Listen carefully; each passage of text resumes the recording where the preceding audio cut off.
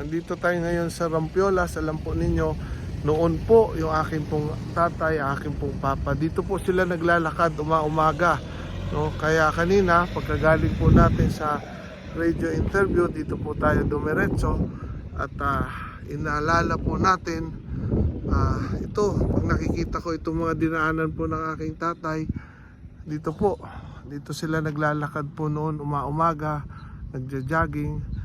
Ako po ay medyo nalulungkot na nagiging sentimental, no?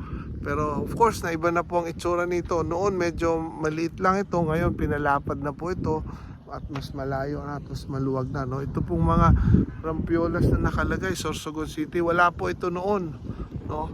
Kaya sa tuwin na po ako ay nakakauwi dito sa Sorsogon, talagang dumadaan ako dito at talagang tinitingnan ko, naalala po natin yung aking ama.